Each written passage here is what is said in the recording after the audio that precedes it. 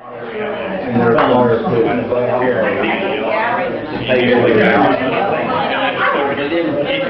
did not know that. I don't doubt it. He did. I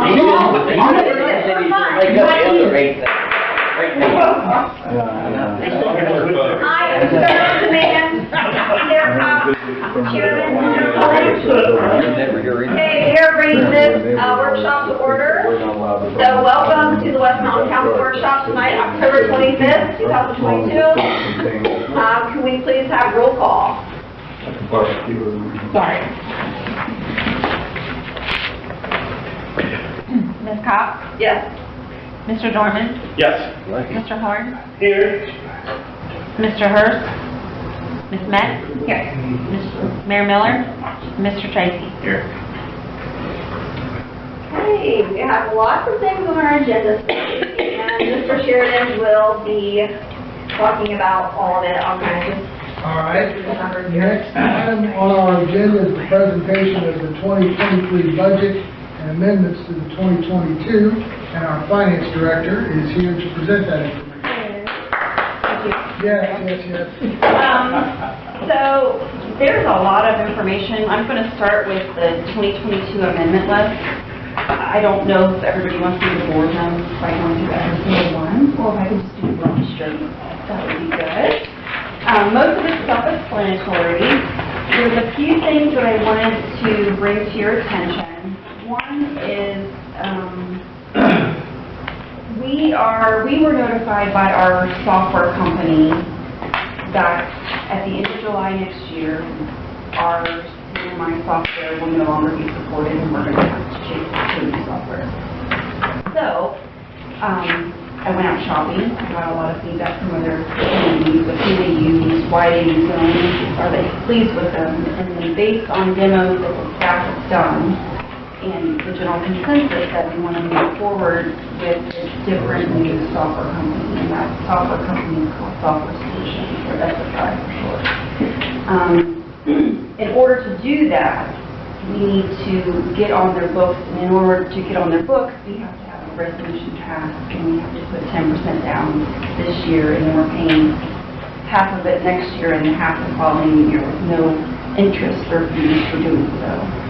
So that's one of the things that were kind of added to the budget. Is third down on that list is the first installment is going to be less than 11, but that's roughly 10% is what they're asking for to sign on the dotted line.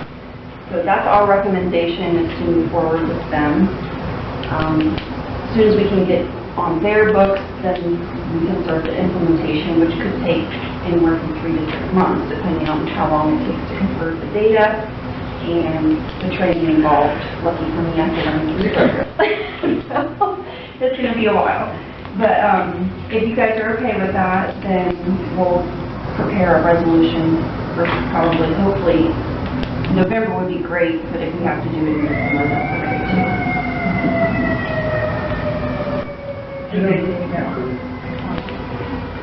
I know the budget committee has already received this information, and this is the first time you're all seeing it.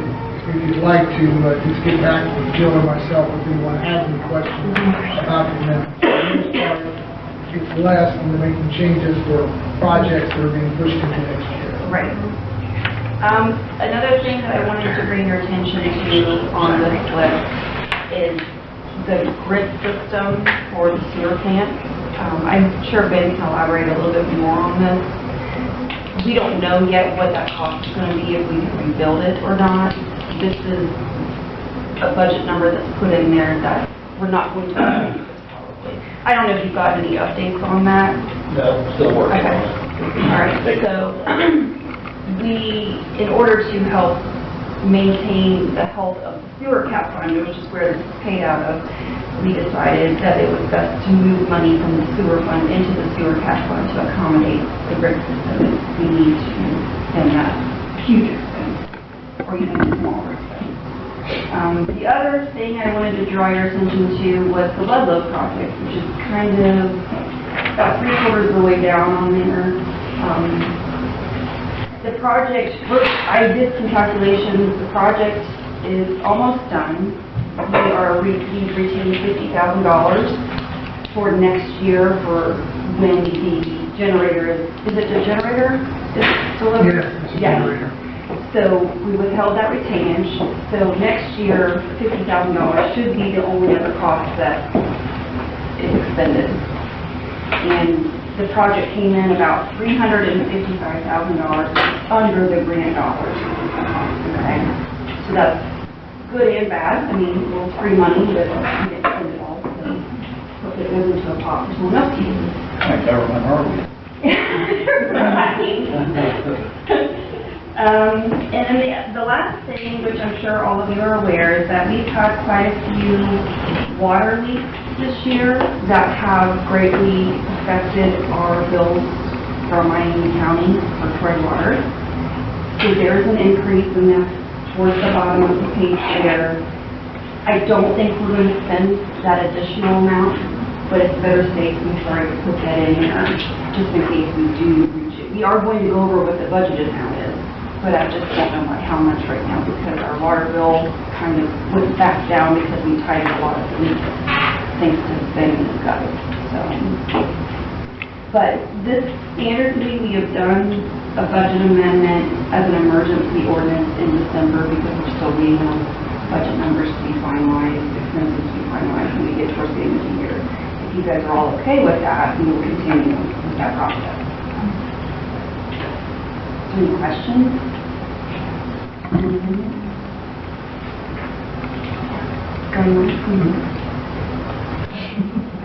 No, I don't limit. I would want to check. Okay. All right, moving on to the 2023 budget. Again, I've tried to put explanations there of what the reasons are between the difference between what was in 2022 and what 2023 is going to go to. There is only a few items that I think that should require a little bit more explanation, and one of them is the personal services. I don't know if you want to talk about that? Sure.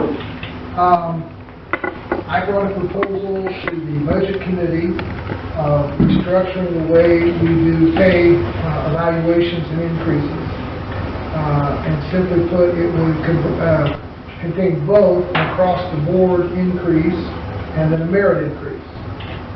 So every employee, what I proposed was a 2.5% cost of living increase, so that clearly was not the same as what cost of living went up, but trying to be conservative, and then budget merit increases of different percentages based on the position and the person. The Budget Committee, and Councilor Horn was on that, so correct me if I don't describe it accurately, responded that they agreed that the staff deserved increases, but wanted to see larger increases across the board. So we moved it from 2.5% to 5%, and then the additional merit increases on top of that. Jill, if my memory is correct, the total cost to the budget for the increases at 5%, was that $160,000? It's on there. It's 170, but it's not really 170 only because we're hiring a new. That's an additional full-time employee that wasn't on last year, so that's not the increase, that's a new employee plus the increase. And that also adjusts. Yeah, and so I would say we want to focus on making sure that we're competitive, not with similarly sized communities, but Yes. with who we're losing our people. You know, our officers, we often lose the bigger departments, and I would say our equipment operators, some of those go, you know, they go where the money is sometimes when they choose to leave their comfort level here. That's great to hear, and I would simply say this is the first year of trying to get the salaries up where they need to be. That doesn't mean it has to be the last year. I think it's a great step in the right direction. Also, that's how we thought about it, at least when we were talking about the budget committee. We've got a lot of infrastructure, a lot of things that are happening in the next several years, and we can do all of that, but if we don't have the people, if we have the best equipment or the best infrastructure, And there's, as we've seen, like with the Ludlow project and other things, there are grants and low-interest loans and zero-interest loans and stuff that I don't even know the wording for to help with some of those things, but you're not getting that money to help pay your employees. So, you know, I think it's the best money we'll invest. I think the dividends come. Right. Save money on projects that we do in-house versus out, or they head stuff off that don't become problems, or we get longevity out of our systems, our equipment, because they're diligent maintainers, and I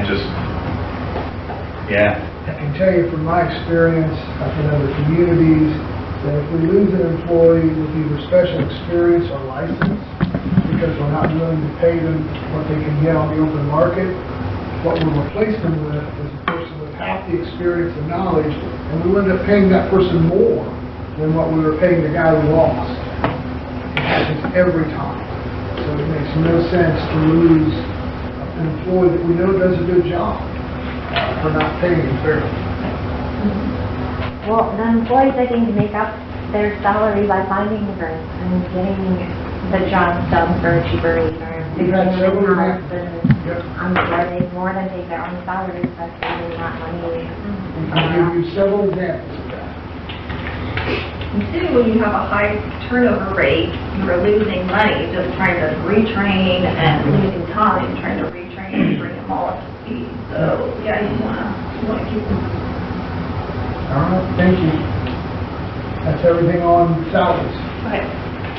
The other thing that I wanted to discuss on the budget item was we decided, well, based on David's suggestion that there are going to be future expenditures that are large in nature for purchasing fire trucks or things like that, that we decided to increase the transfer into the fire cap fund by $25,000 to start trying to pad and bulk up that fund for those future projects. It's probably not ever going to be enough because those are really expensive pieces of equipment, but it's better to have something saved up in there over time than to not To have down anything in payment. there. Right. So that's in there. And then next year, we had some discussion about restructuring how the paving is paid for. We didn't want to drain the street levy fund, if I'm saying this correctly, Ben. So we decided to put a portion of the paving into the street fund instead of the street levy fund to help allow that fund to start savings as well for future projects that could come down the line. And then I did put approaches down. I don't know if you want to talk about the approaches that we talked about, just because Which one? the one that's him, yeah, the one that, because those are going to be possible about. Yeah. Do you want to talk about that? Just Yeah, I mean, the concrete decrease is we like to start doing our own ADA ramps to the house. We got a great concrete finisher and then start to do concrete work, which saves a lot.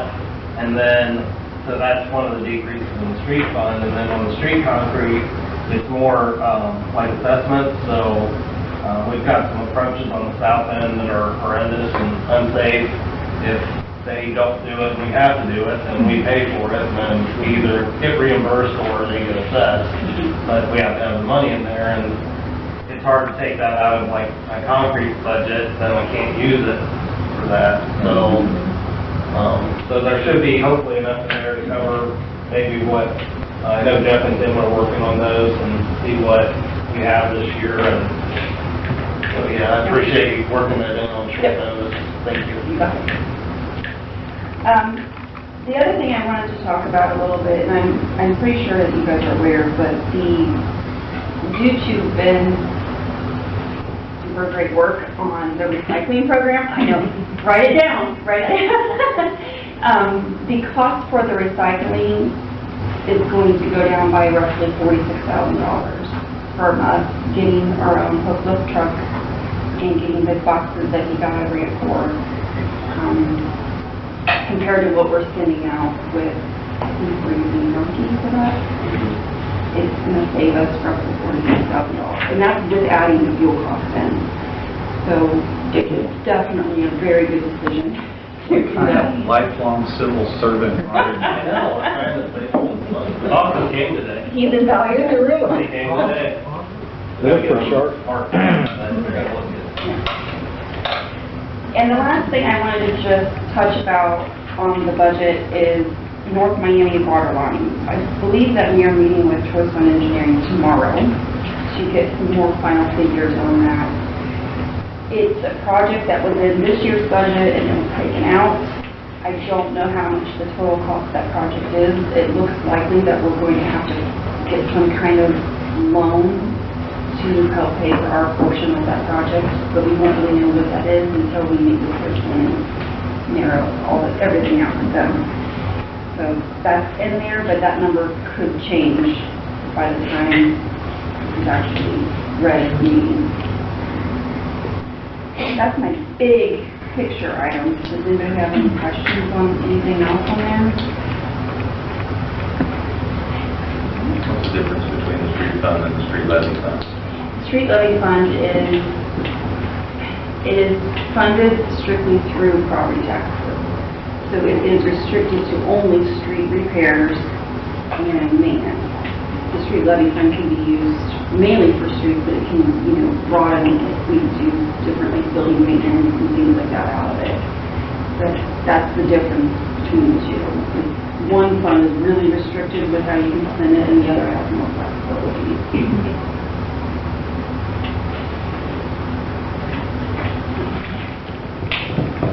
Any other questions on the budget, proposed budget? Thank you very much.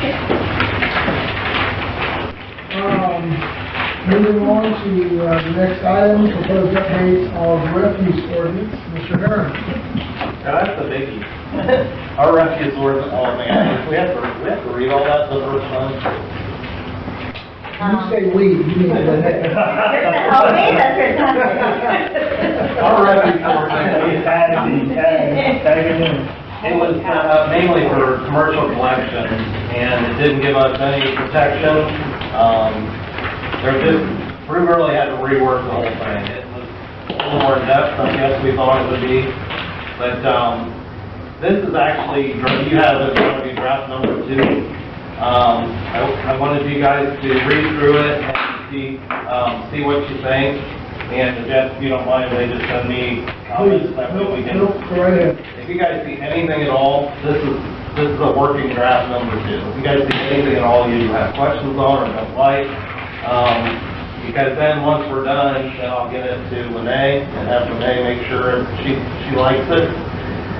And then hopefully it'll be ready to read, we waited, the reason we waited was because the way I saw it was it's going to take us a year to really see what issues we have throughout the season.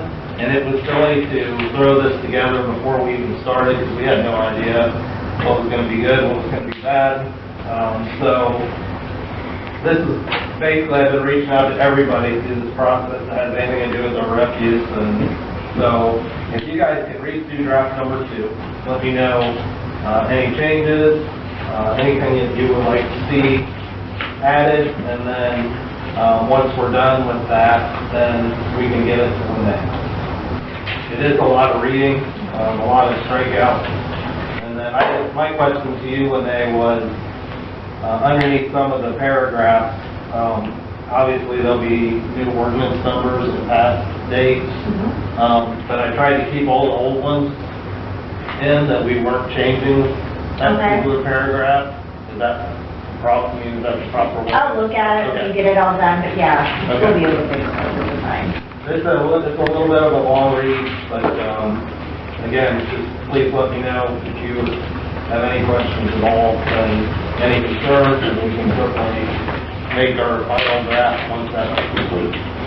Where you guys struck out the 75-pound limit, is it added back in somewhere else? Any type of? No, because it's really, the toter is designed to, as long as you don't fill it with rocks or gravel, there's never been an issue fixing That's a big one. 75 was when they used to manually put the cans in, so for us, if it's 150, it doesn't really matter. We don't use the hook system under the bars that snap, do we? Our machine grabs it. It grabs it. Right. Like I can remember waste management, when it hooked under there, they must have had it set to a limit. And, you know, it wouldn't lift it. If you came out and helped it, they'd let you do that. I think it's 200 and some, but our bulk trucks and empty toters, kind of a backup to a backup, it does crash the bar. But, I would think you might want to consider some type of limit, because without a limit, someone would definitely try to test you. How do you get rid of those old patio pavers? Somebody tries to, something. I go 10 at a time in the regular trash, but. and you're right, I will find that out. It does mention in there that you can't put things like, I mean, you can't sell rocks like one guy did to us. The maximum capacity of 500 pounds, for example, put 400, because you don't want to get anywhere close to tearing up our truck, because somebody decides to test it. I will get that number and I'll see what the truck is rated, Sure. and I'll see what the can is Yeah, rated. no, that makes sense. Anything else on the refuse ordinance? When you guys decide to pass this, we can do it similar to how we did the income tax ordinance when we had to redo that years ago. We did it as an attachment, since you're redoing the entire section, so I don't have to sit there and read the entire section over again. Yes. Everybody who votes against it has to help read it. Yes, exactly. All right, moving on, the issue of the ordinance modification on discharging of firearms in village limits. This is back on the agenda. I had a citizen come to see me a while back before I went on vacation and offer a perspective that I was not aware of folks who own larger parcels near the river who have historically hunted those. They're within town limits, but very different than what I think most of us think of when in town. And I know we may have at least one person who wants to speak on that issue, maybe more. Just an interested bite, maybe, okay. But that's why it's back on there. And I talked to the chief, and it was not a perspective that we considered. As you may recall, the primary impetus for this coming up in the beginning was the fire range, the shooting range that the chief has put together for his department, and just a couple of incidents because of the wording. Correct me if I describe this incorrectly, where they had arrested someone and it was thrown out of court because of the language, you can fire a gun, you can't fire a gun unless you're on your own property. And when I heard that, I'm thinking of some, young road or whatever, and you shouldn't be able to fire a gun in our town. So those were the two issues we've been trying to address. But apparently, obviously, there are other issues that were not considered. So, Chief, do you want to speak on what you'd like to see changed, or? Yeah, so the hunting on your property, I wasn't aware there was parcels in town, people have been doing that. I don't see an issue with that whatsoever. My suggestion would be simply, so that we can get around this, is have people come in and get a permit from the city manager to hunt the city. It would be for bow and arrow only, it would not be for firearms. But they could continue to do that. There's only certain times of the year you hunt anyways, and most of the time they're going to be on a tree stand. Correct me if I'm wrong, Brandon, but most of them will be on a tree stand, so they're not like shooting straight across to somewhere else. I am not an avid hunter. I have hunted before. I shoot bows and I shoot firearms, but some people hunt from tree stands, other people shoot from blinds that are on the ground. Right. Generally not in the direction of other human beings. Right. Who's not on purpose?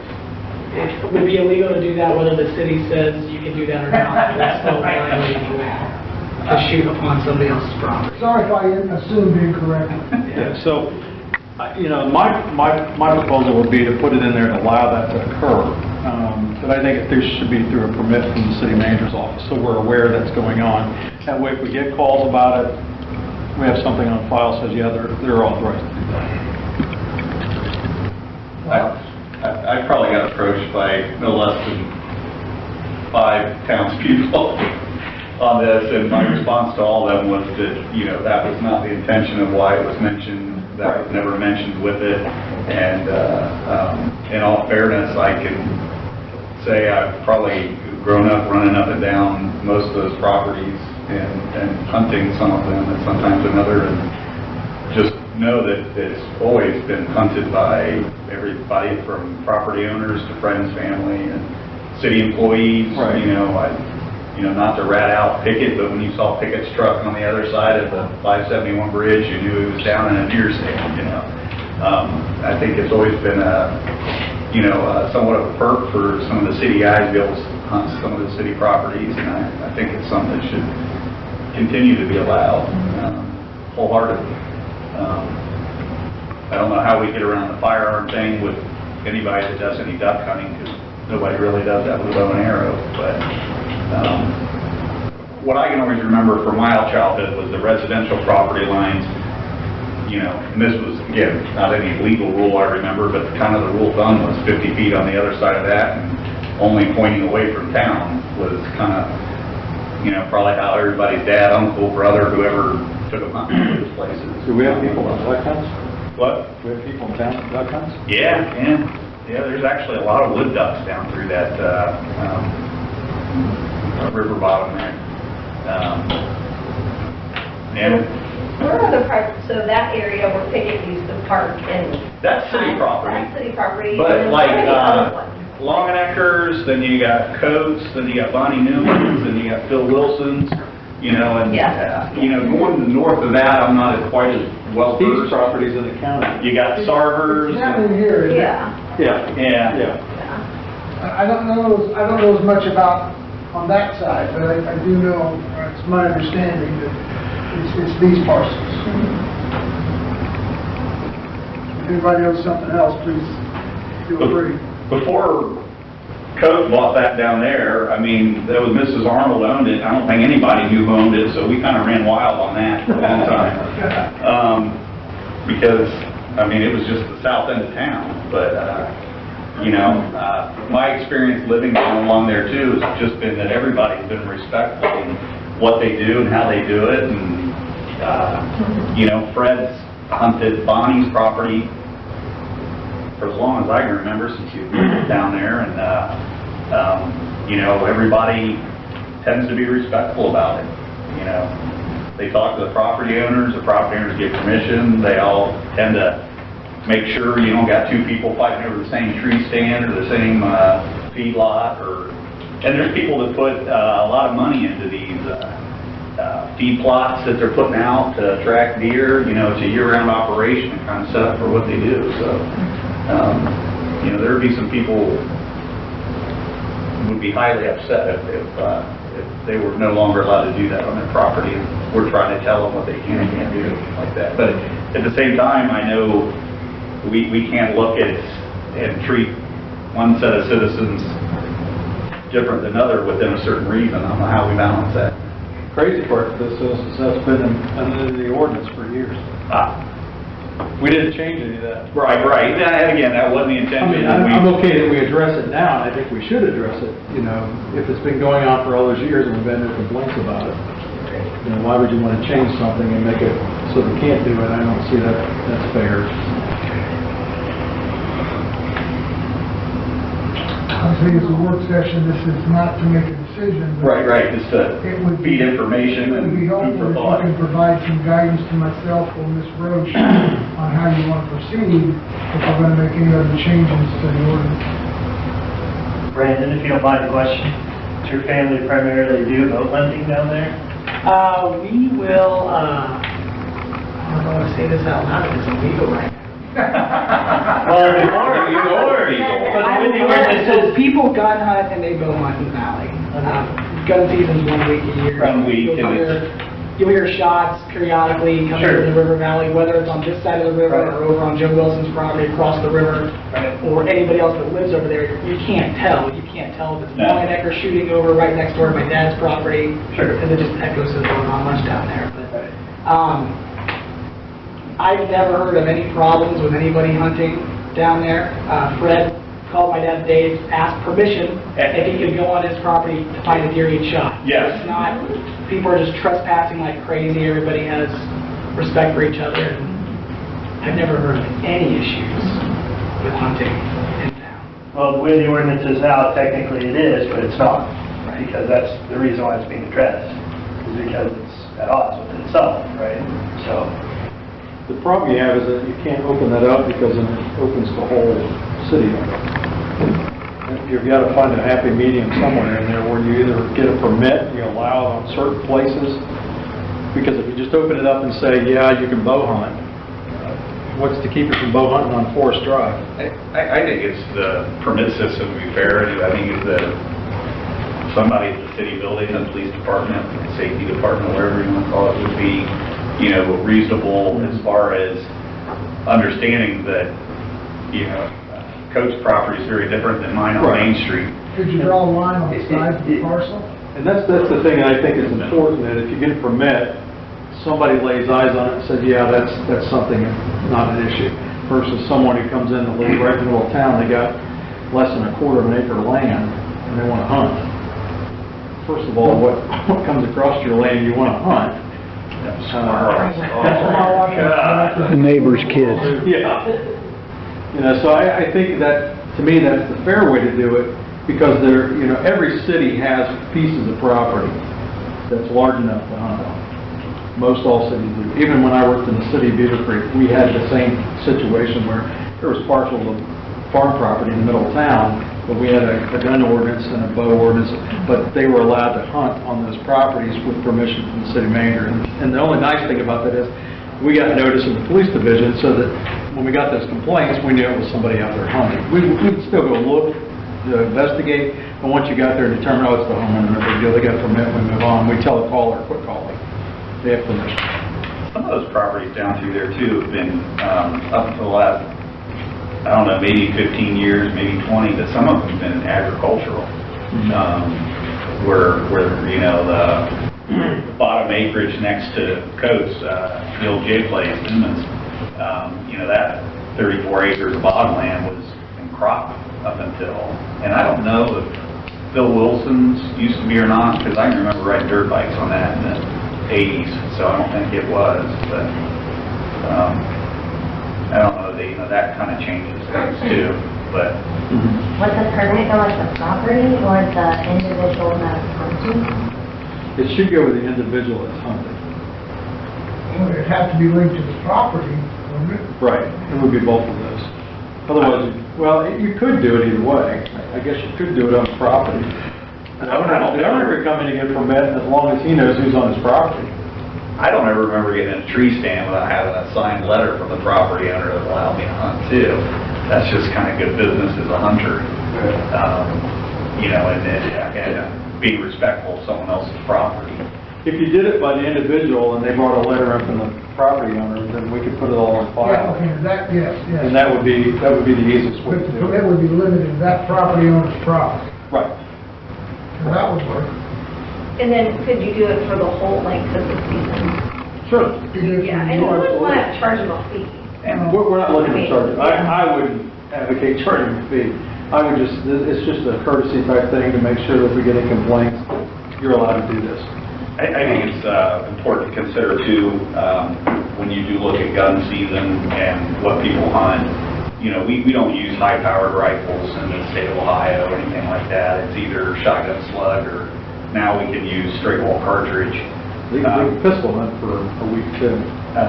So it's not like people blazing away with things that go really far distances. And if someone is duck hunting or something like that, you're talking about a shotgun that is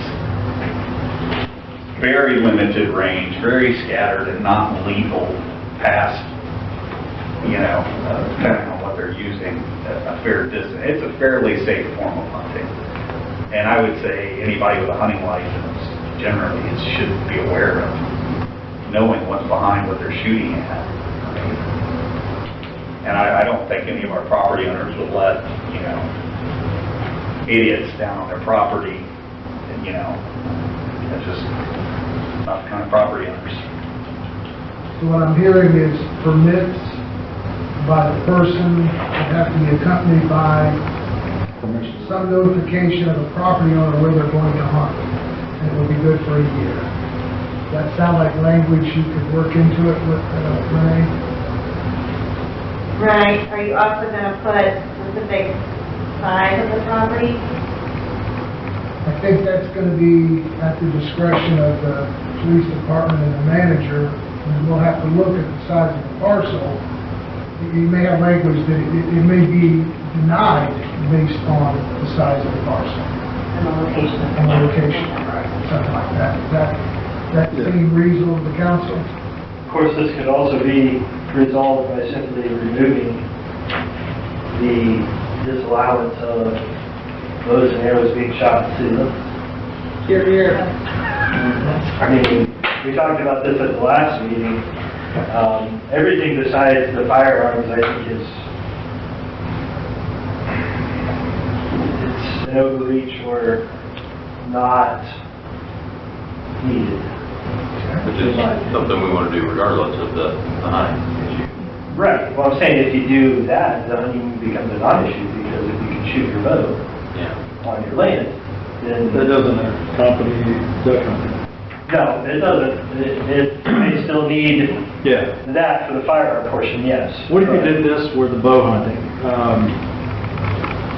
I think there's also an issue, not just bow hunting, but people bow target shooting. So I think you're going to have something in there that says they must have the proper backstop or they're in violation, because there's a big difference from shooting your bow and arrow down on Mr. Coates' property versus shooting your bow and arrow in the backyard on Forest Drive. I mean, have we had issues? Do we ever have issues with bow and arrow? We've never, but you're opening it up to allow it. So my problem is going to be from us, from the police standpoint, what teeth do we have into it if I have a complaint? Because the neighbor keeps shooting the bow and arrow over into the neighbor's yard, into their tree. But that's because they're shooting it into their yard, not that they're shooting the bow. It's the result of that action. Isn't there something in here about shooting onto or across somebody else's property? That's a gun. Oh, okay. Gotcha.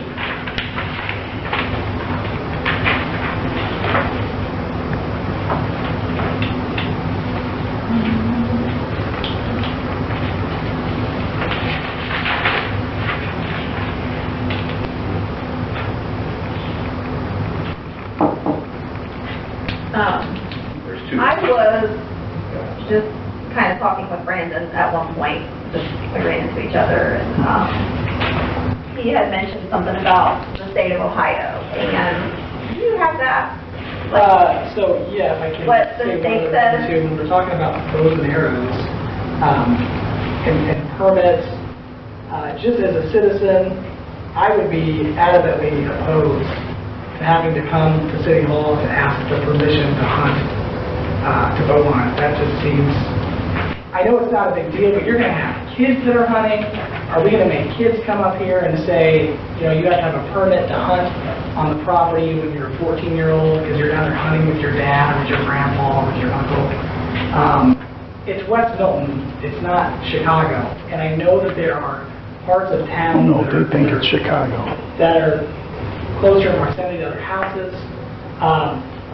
That doesn't mean you have to allow people to shoot bow and arrows across property lines to other people's houses, but I'm sure that there are people sitting here that have kids that are shooting bow and arrows in their backyards, and that you are supervising them as a parent and making sure that they're doing it safely. I get it, it's on the books now, but my opinion would be to get rid of it. But as far as state law and the discharge of firearms, so this is not the first time that I have looked into the issue of the discharge of firearms in city limits in Ohio. I've had other people ask me about it as well, and I was asked to come tonight to talk about it a little bit, not from Sarah, but from other people. But Ohio has a law on the discharge of firearms already, and I'm positive that Lene knows that. I'm sure she's looked at it too. And it prescribes where you are allowed to discharge a firearm. Ohio also has a law, Revised Code 9.68, that explicitly states that local municipalities cannot further restrict certain firearm regulations beyond what state law says. It further states that if you do that, and a citizen sues the village or any other municipality and wins, that you shall pay their attorney's fees. It doesn't even say that the court may order attorney's fees. It says the court shall order attorney's fees. That law was passed in 2007. The Ohio Supreme Court interpreted that to mean that cities' local home rule authority that a lot of cities like to use to regulate beyond what the state laws typically do, that home rule does not apply in laws of general applicability. And that revised code statute is one of those such laws. So they said home rule does not apply in firearms regulations. So you can't regulate beyond what state law says. In 2017, there was a Court of Appeals case in the 8th Circuit Court, or 8th District Court of Appeals out of Cleveland, where Cleveland had sought to restrict the discharge of firearms at certain places. It wasn't even as comprehensive as what West Milton is doing, and that's discharge prohibition completely. So the city's ordinance here says you can't shoot a gun at all. Cleveland wasn't even trying to do that, and a court in Cleveland said that that violated state law. And the Court of Appeals out of the 8th District said it violated the state law. So that the city of Cleveland could not make that restriction. So when the city of Cleveland sought to appeal that decision to the Ohio Supreme Court let that decision stand and refused to hear the appeal. As far as I know, our district has not considered that issue. So I would certainly say that it's possible that this part of Ohio might be more liberal than what Northeast Ohio is. I doubt that. But I would certainly be concerned that you would be opening the city up to litigation on that issue. I know of people already that have told me that they would want to pursue that. That is, again, not to say that you can discharge a gun anywhere in city limits, because that's not what the state law says. But the state law has a certain set of restrictions that you can have on the discharge of firearms. The West Milton can go by the state law or have a city ordinance that is the same as the state law and is not contradicted. But that's the limit, in my opinion, as a concerned citizen, and what other people wanted me to convey to you, to at least consider that. Certainly you are at the council and do what you think is best, but I would give great consideration to that and maybe pause for a minute on the outright ban of the discharge of firearms in city limits. Brandon, are you referring to discharging into a habitation? It is, I'll give you the code section. And this ordinance has been around, or this statute has been around for a long time. So it has sort of strange language in it, but it's 2923-162.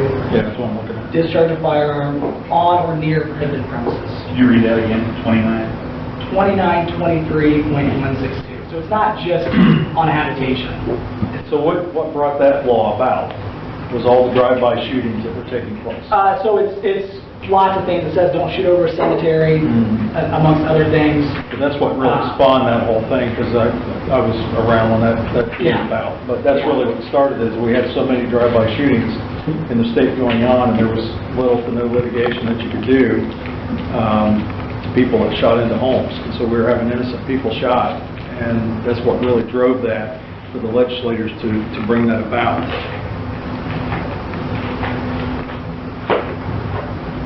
Can you read that side again? I'm sorry. 2923.162. And It's discharge of firearm on or near prohibited premises. the code section that was adopted by the legislature to limit restrictions on firearms to just at the state level was 9.68. And the point of it, according to the legislature, is so that there's a uniform set of gun laws in the state of Ohio. So when you go from Troy to Cleveland, you're not violating the law because there's a different gun law in every city you go to. That's the general idea of it. Whether or not, again, it would apply here, it's not for me to say, but I would at least give it consideration before you act upon the proposed ordinance. So I guess from from what you read in there, I mean, all we're trying to accomplish here, or the reason it got brought up in the first place, is so that the police can shoot at the shooting range. Do we need to do anything? You're asking the wrong person. I would say that they can do that now, I would think. Okay, I don't based know on if there's what anything state law says, prohibiting, right? I don't think there's anything prohibiting law enforcement in it. I think that state law even expressly states that it doesn't apply if you're doing it with permission or under lawful authority. I didn't look that close at that issue, so I apologize. Well, I was going to suggest perhaps loading a copy of the state ordinance and review it before we continue the conversation. That makes sense? But it sounds like no matter what, though, we know we've got stuff on the books that needs to be updated and brought into some realism. Well, if you want to create grief, then why would you not bring suit? Because it sounds like the municipality shall pay the legal bills for. It doesn't say if you win. Yeah. It says Right. that'll be the next step. Renee, if you or somebody just get a copy and we'll get it distributed to all the patient. Interpretation, how the preemption law decided may conflict with if we do something more than what 2923162 already says. Thank you, Mr. Coate. And I would be remiss not to take the opportunity to tell you how great your building looks since you bought the old bank, and Those look very nice. yeah, so much appreciated. I couldn't think of what anybody would do with that building for. Everybody's told me how disappointed they are that it's a law office because they wanted it to be a restaurant. You know, I'm just glad that it looks great, and you made an old building updated and more valuable than when it came into your possession, I'm sure. Well, thank you. So, I'm more impressed you're a Ford owner. I'm proud of that. Me and my wife had our wedding reception in that basement. No kidding. It probably looks exactly the same as when you had nothing in the basement. All right, unless there's more discussion on that item, the next one's pretty simple. Proposing to prohibit new private wells. This came about because I got a phone call from someone asking what permit was required to drill their own well here in West Milton.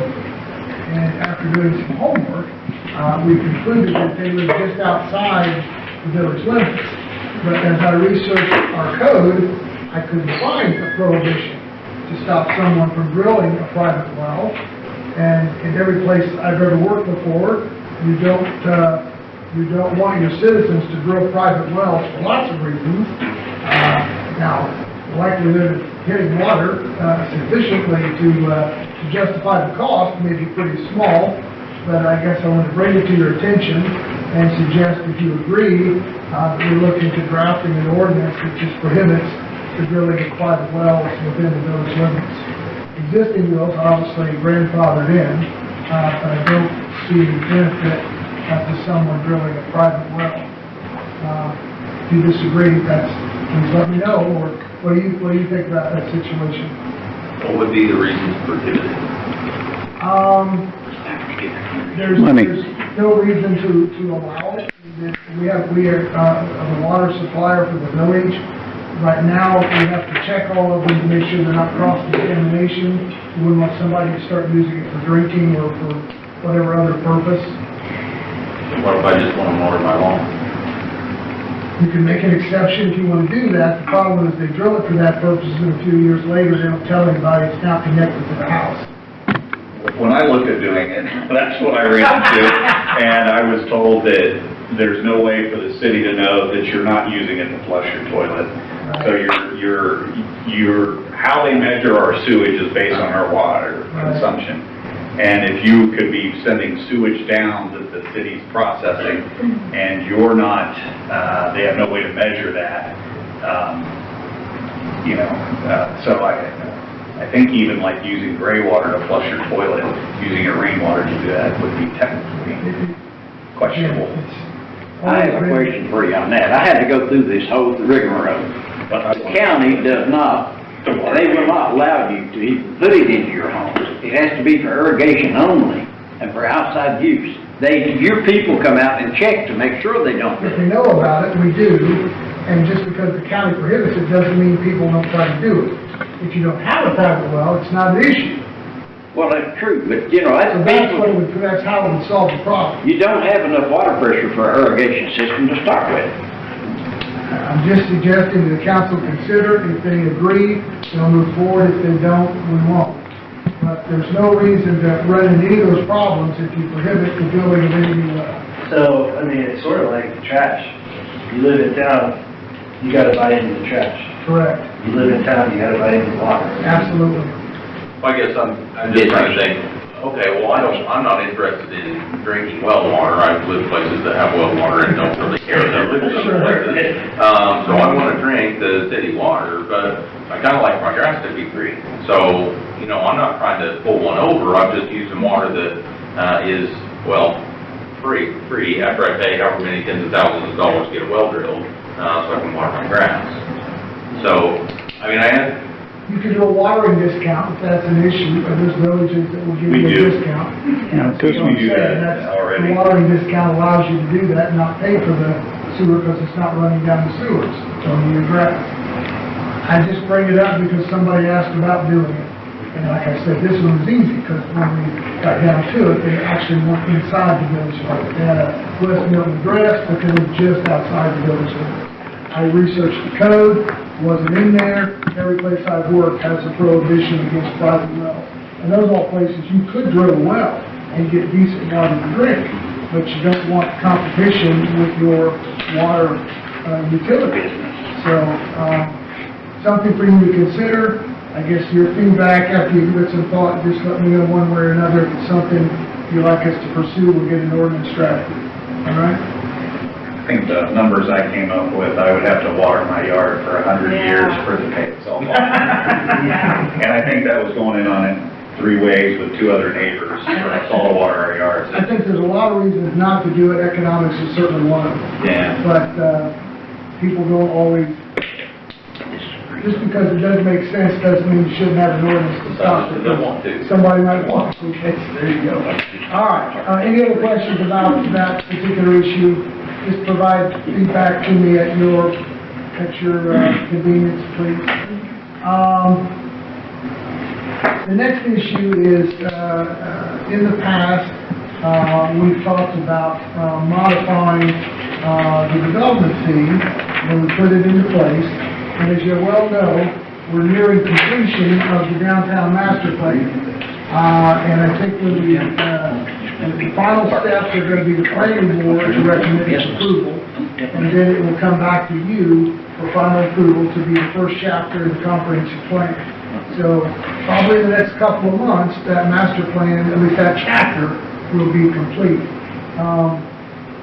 I would suggest that that's reason to revisit the idea of considering waiving or modifying the fee, at least for a time period, 12 months, 18 months, in the downtown area, kind of to get a jump start, hopefully on people remodeling, updating, whatever, new construction, whatever it may be, in the downtown area. The downtown is the heart of the village, and I think that any improvements in that district should be encouraged by the village to the point where it does make sense to consider modifying or waiving the fee. So I bring it back up to link it, in my mind, it's linked to the master plan. Thoughts, questions, comments?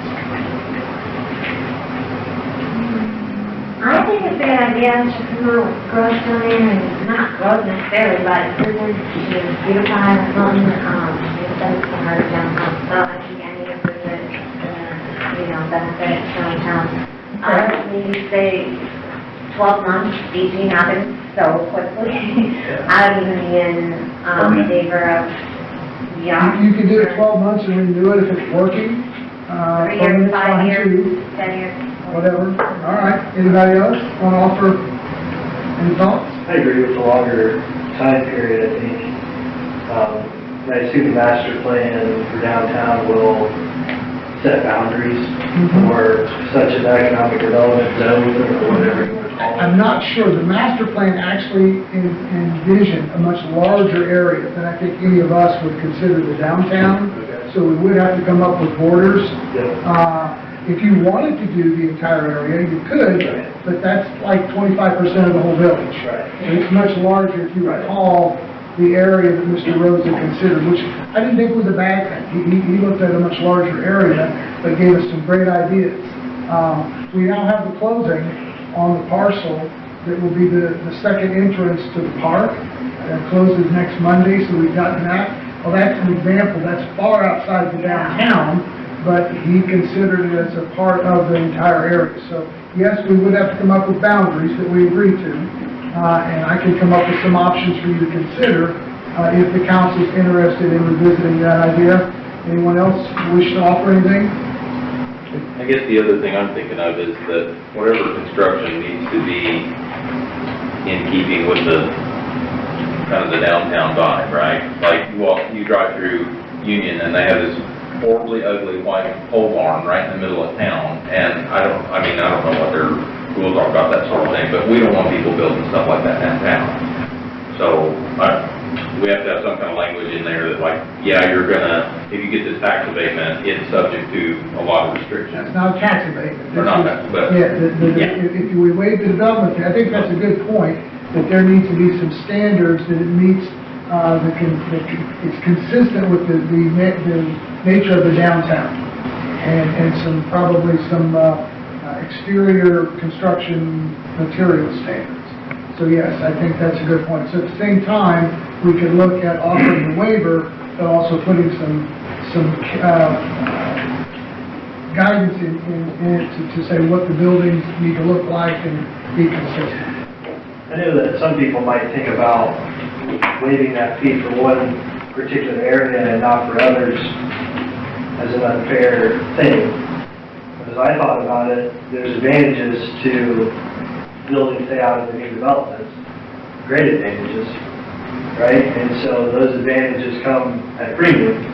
Whereas if you're building downtown or putting up a new building and remodeling, you don't have those, and it's much harder, and within the guidelines, working within the guidelines. So, the advantage there is that you get a little bit more help. So it kind of balances out in my mind. Because anybody that would say, well, we paid it out here, that's unfair. Well, no, because you got the advantages of wide open, new infrastructure, all that kind of stuff, and then, out there or whatever. Right. So, Okay. it's kind of my thought.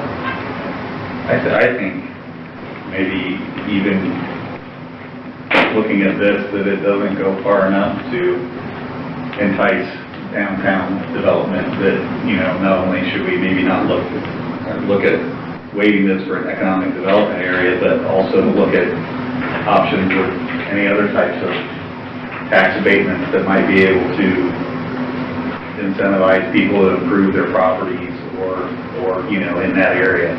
Which kind of brings me to the whole at odds thing with the 1.5 thing in general is, I thought what you said was very important, that it is new infrastructure and stuff out there, but there's part of me that feels like we're penalizing people that want to improve their property, businesses, or whatnot, but then the abatements that for the developer, that makes it so he can develop. And I just end up sometimes at odds with that whole thing, Right. that we're whether or not we're penalizing our citizens and making it more profitable for the developer or the person doing it. And so I'm all for permanently for the downtown area. Okay.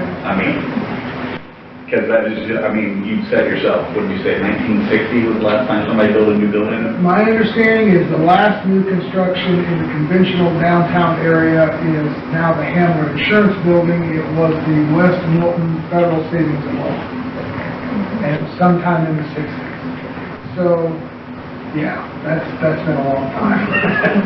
And so I can only emphasize that I would think the importance of any new construction that might take place in that area.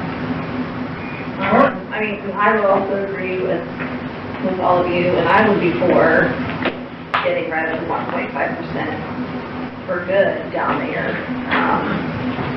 I just see so much potential and a lot of growth that's gonna just be coming, you know, our way, and I don't know, there's a lot of momentum.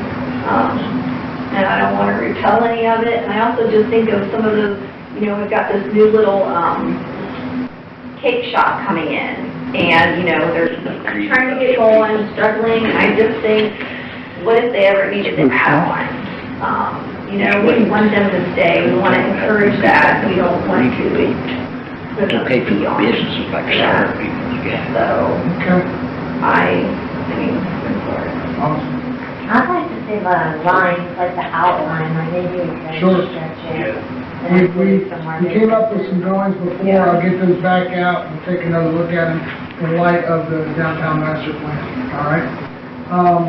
Let me take an opportunity to update you. The young lady that came to you about wanting to operate the coffee trailer in the public parking area. She's about 2 to 4 weeks away, she thinks, and wanted an update. And what I explained to her was that, you know, there's so many of the challenges of hooking her up that we're not sure how that's going to work until we get her there. That what I'm going to suggest is that while we're working on ordinances to address those kinds of issues, we allow her to come up and let's see what works. How we're going to handle the sewer, water, the electric, all the details. How we're going to work out where she is, how many spaces she takes up, how does that affect the other food trucks that want to come in periodically to the parking lot, and that we'll both learn as we go. I don't want her to have to wait until we have ordinances in place to cover everything, because we don't know what all the issues are going to be during West Milton until we try. So as long as she understood that she might have to make some changes, we might get her hooked up, and a month from now, she's going to have to move a little bit, or we're going to have to come up with a different option. And she said that would be fine. She understood that. So with council's, I can't ask for your approval, I just want you to understand that's the approach that staff is going to take with her and try to make sure that it works. And that if it works, we'll be back and we'll have ordinances to address the long-term issue of food trucks in the village. Does that sound reasonable? And she's still proposing to go on that little grassy section. She is. But obviously, when the tree comes, she's That's gotta going to be an issue. move over. So that's one of the things we have to address, is does she want to start there knowing she's going to have to move, or do we have to try to find a different area or a different alternate way to get her what she needs so she can stay there once we can the tree. Okay. You have, I'm down to old business if I'm reading my own agenda correctly. You have at the back of your packet 3 different versions of council meeting decorum. I pulled these offline, 3 other municipalities that I thought did a good job. One's 1 page, 2 of them are 2 page. So there, it's at the very back. I didn't have them completely in order, I'm sorry. So those are just to take with you and see what you think. If those are on the right track, you can come up with something like that. As I recall, was it Councilor Horn, did you have? Yeah, I just found it on my phone and I forgot to send it to you. That's fine. I've got it, get ready, I can attach it to an email. Perfect, and then I'll get it distributed. And that's just food for thought. You also have a letter requesting to be considered for the vacancy on the planning board. So we can, if you're interested in, and we have no other candidates, if you're interested in making that appointment, you can do so at the next council meeting. That'll give us back to full strength on the planning board. We do not have a variance request for the November planning board, but we're going to go ahead and meet and work on the zoning code. We do have one, and probably a second one that will be there for the December planning board. So by then, we'll be back at full strength.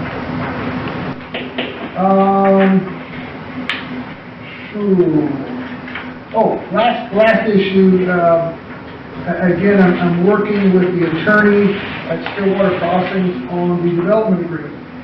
And so I'd like some guidance from the council on what topics or issues you'd like to see included in the development agreement. So for example, the exterior materials, or minimum standards of exterior materials on the apartments. For the north side. Or whatever else that you think is important that we have in the agreement to protect the village moving forward. So I'm starting with the draft from their attorney, and I've got some versions of development agreements that I've used in the past, but obviously I want to try to make sure that I cover any specific areas of concern that you have. So just as you think of them, shoot me an email or a text, and I'll start working on those and get you back a draft as soon as I can. I believe that's everything I have in the packet and on the agenda. If I missed something, please speak up. Go ahead. It hit my mind the other day, years ago, we did something with, and Ben might remember this more, with the,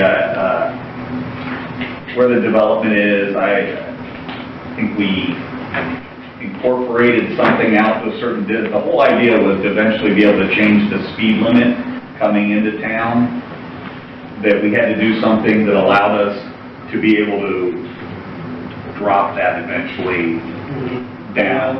So the annexation, was one step, and then I guess we have to get with those traffic engineers and stuff to see, what we can do. I know they go by a lot of different things. They go by driveways, how many outlets you have and all that. But I'm sure that's something we're going to look at because there's a traffic engineering study for that section out there already. I think the sooner that we can drop that to 35, however far out we're going to do it, and get people used to it, the longer we have to let people get used to it, because if you're doing a development on the north side and you do have people crossing there or coming down 571, I think that being down to 35 would be key to the safety. Traffic signal will help dramatically get people used to stopping. The other issue that's going to dramatically, I think, affect the speed is the project to get the sidewalk and the bridge reconfigured. If we reconfigure those lanes, that ODOT's going to require you to slow down because you're not going to have as many lanes to travel that distance.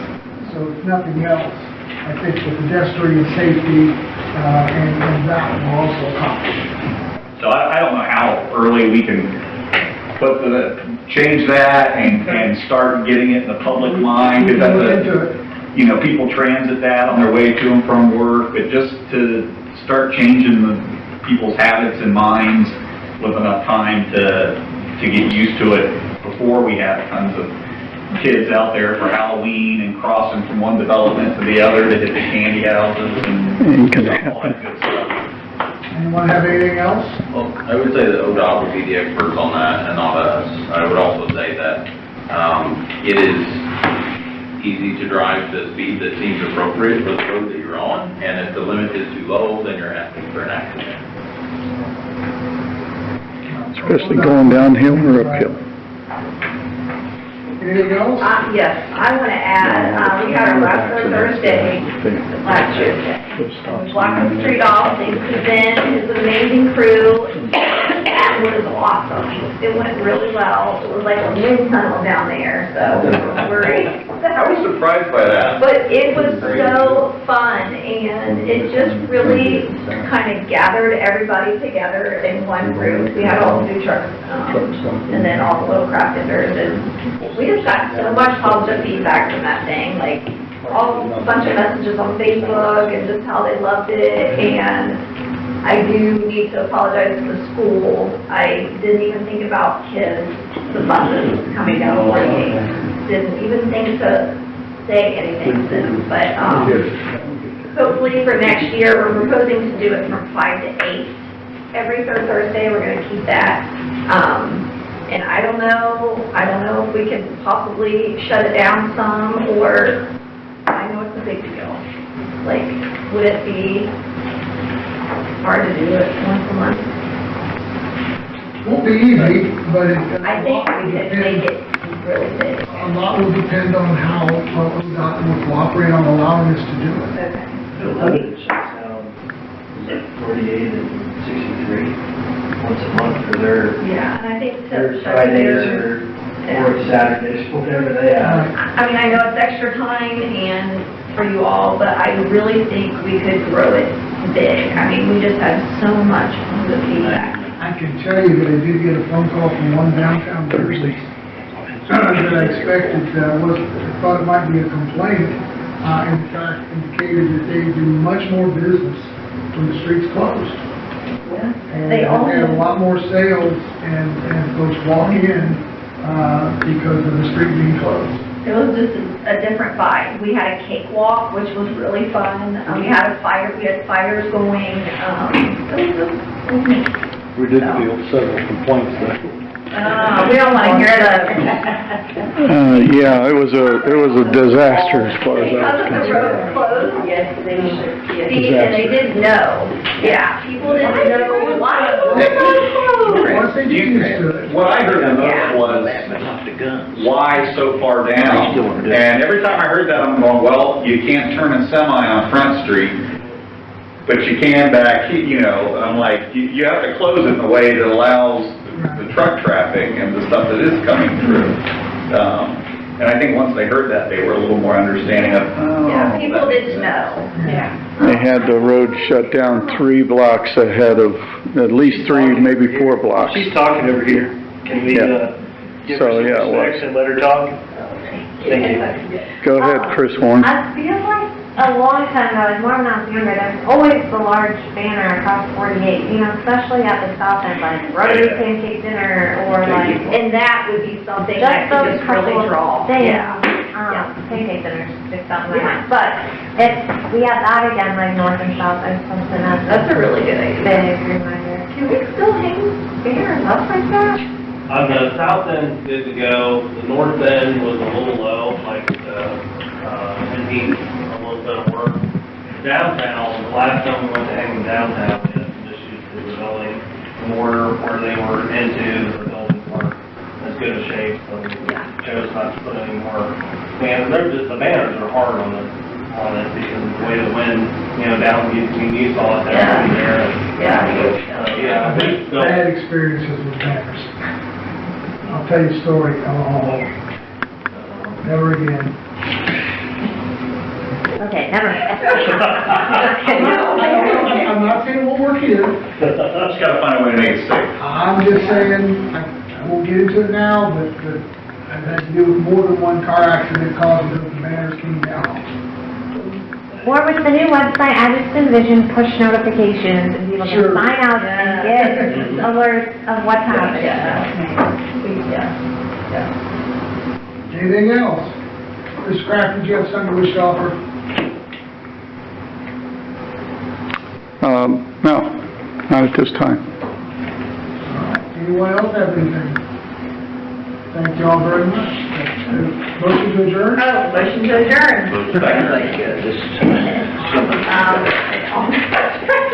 Does it?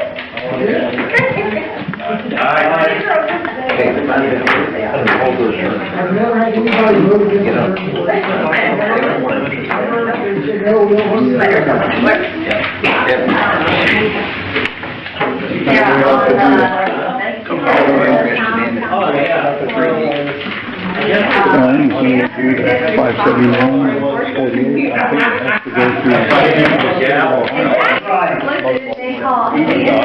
Well, they don't even realize what they're doing. They're sitting here grieving about little petty things, and now no complaint, and now they're getting complaints on that, and they're wanting to do it 4 times a month.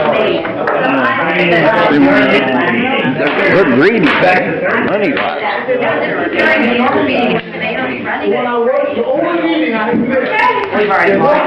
Losing our small town feel. See, Sig Manager lied. He don't know his business. He says they give you a allotment. I pay $400 a month to water my lot, because they wouldn't give me a lot. And then turn around and tell him, you don't have enough water for you. He didn't want to talk about that shit.